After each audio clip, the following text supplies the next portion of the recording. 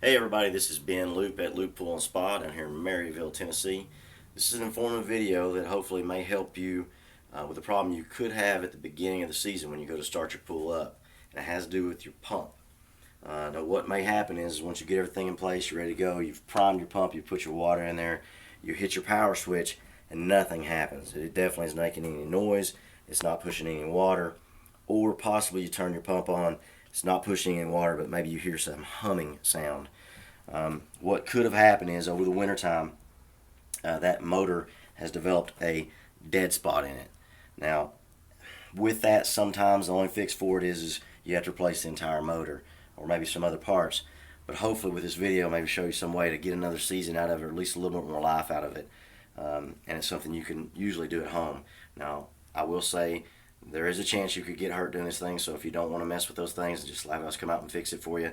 We'd be more than happy to do it. So, but be careful because you want to make sure your power's off, or else it could hurt your fingers, hand, or something like that. So anyway, you switch your power on, nothing happens, or it's not turning water.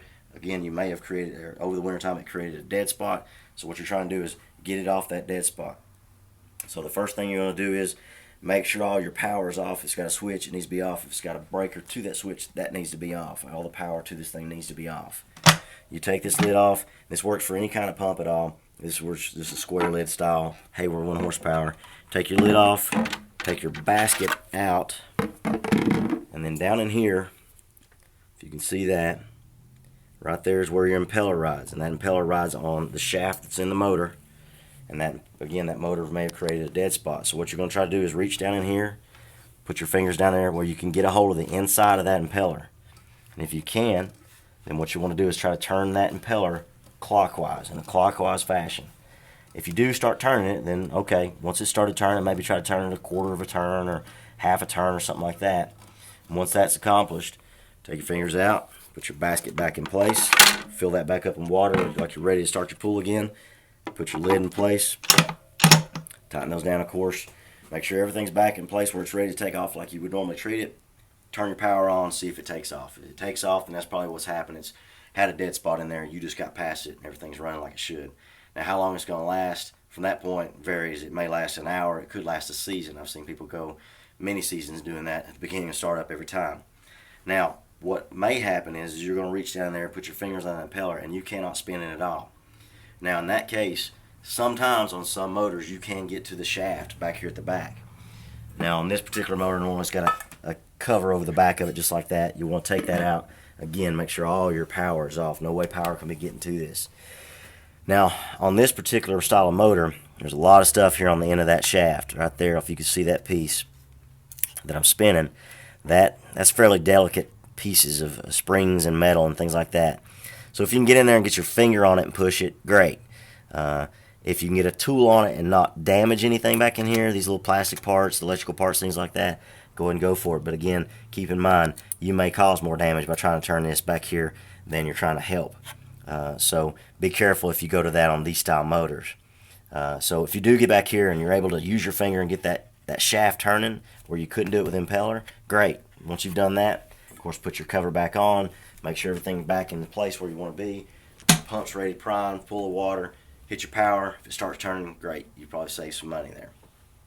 Now, I've got another example of another style of motor and slash pump that is a good breakdown. It's broke down a bit more, and it's just an opposite, another kind of pump, so you can see how it's laid out a little differently. Now, this was that impeller I was talking about that you would have to reach down in your basket and put your hands down here and get your hands on the inside of that impeller like I was talking about on that one over there.